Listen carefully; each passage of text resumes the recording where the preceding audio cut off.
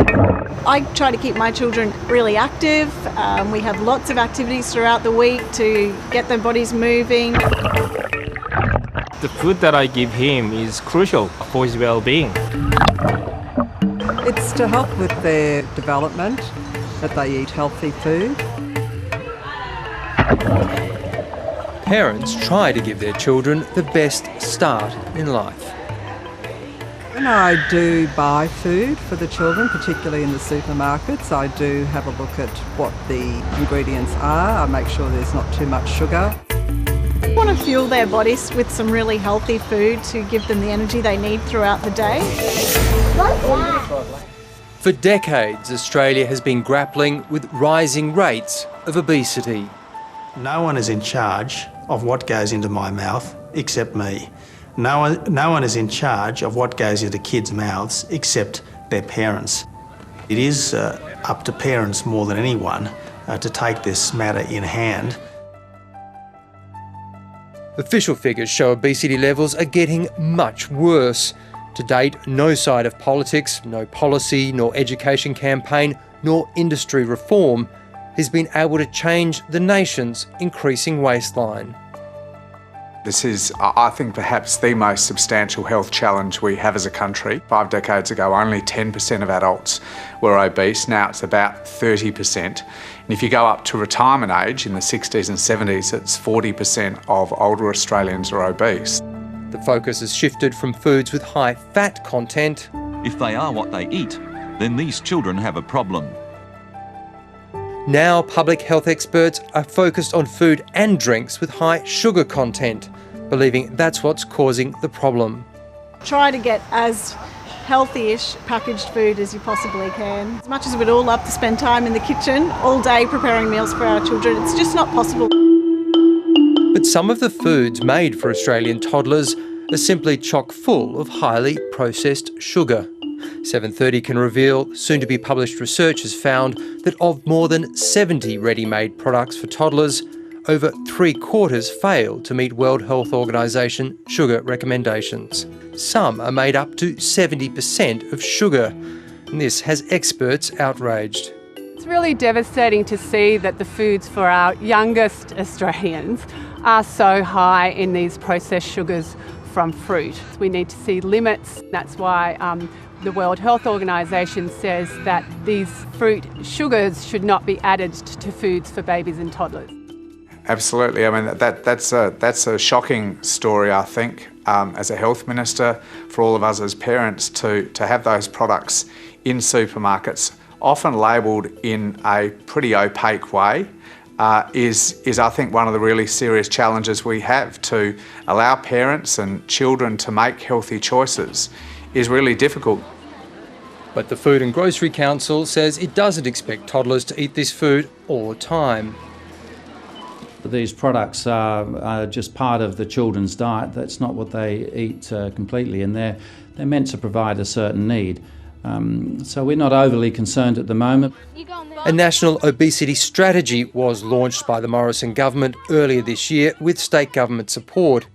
Its only target, a reduction in childhood obesity by 5% by 2030. I think it's important to put in place targets that show a level of ambition, but you've got to be realistic. You've got to be realistic about just the scale of the challenge. But public health experts and the processed food industry simply don't agree on the ways to solve the obesity epidemic. Well, clearly, if the rate of obesity is going up, it means that people are eating more energy than they're expending in physical exercise. I mean, I think this is agreed by just about everyone.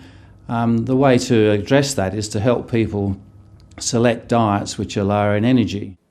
Dr. Annison has worked as a food scientist for 40 years and rejects the premise that one nutrient, like sugar, is to blame for obesity.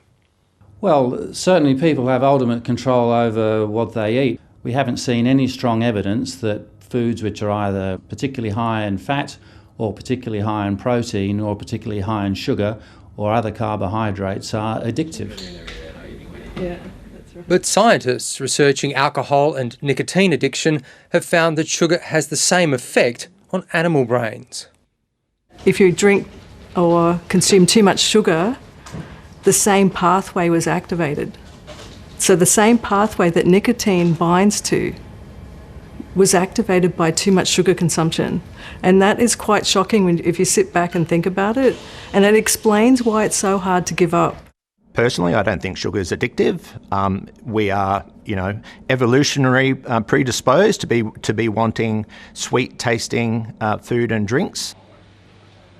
Professor Selena Bartlett is a group leader in neuroscience at the Queensland University of Technology. She's now researching the link in humans and the connection between excess sugar consumption and obesity. She says it's not as simple as telling people to eat less and exercise more. Well, say that to someone that's in Alcoholics Anonymous right now. Just stop drinking. Why can't people just stop drinking? So many people out there have a fear of going to the doctor because of judgment. 54-year-old former chef Rachel Locke became morbidly obese in her 40s. I also suffer severely with asthma.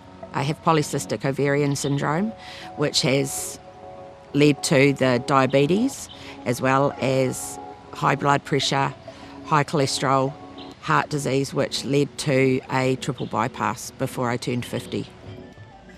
Rachel says for her, healthy lifestyle choices have not been easy.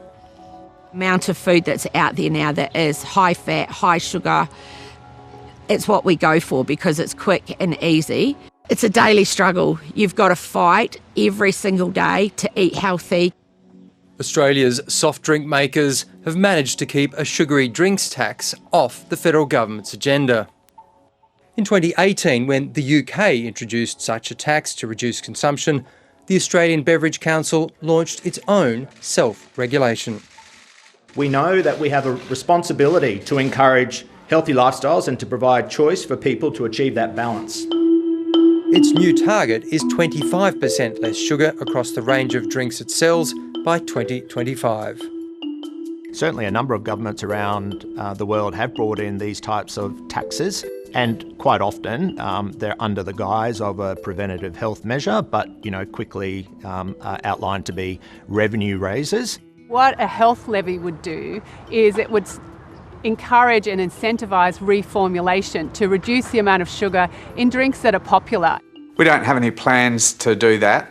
It wasn't part of the obesity strategy that we've inherited from the previous government. The amount of sugar that you are consuming, like 11 teaspoons, is so much hidden you don't realise it. Some high schools, like this one in Brisbane, now run workshops with kids to try and teach them what's really in the food and drinks they're consuming. 31 grams for like a breast juice. It's a lot. It's everywhere. It's not just that it's in one product that you can just avoid. It turns out if you turn the label around, you'll see it's actually everywhere. We know what those solutions are. It's just the industries that will impact, who are profiting from this issue, don't want them, and they push back very hard. We need to work with industry about getting salt and sugar contents down in their products, as well as the serving sizes. Every part of the community has a role to play here. So the food industry does promote its products, particularly those ones that are low in energy, for people who have concerns about their weight gain and wishing to control their weight. The solutions lie with government. It's time now to step in. We've basically tried everything else. So we haven't moved the dial. If we want to reduce childhood obesity, we have to do those things that industry have been lobbying against.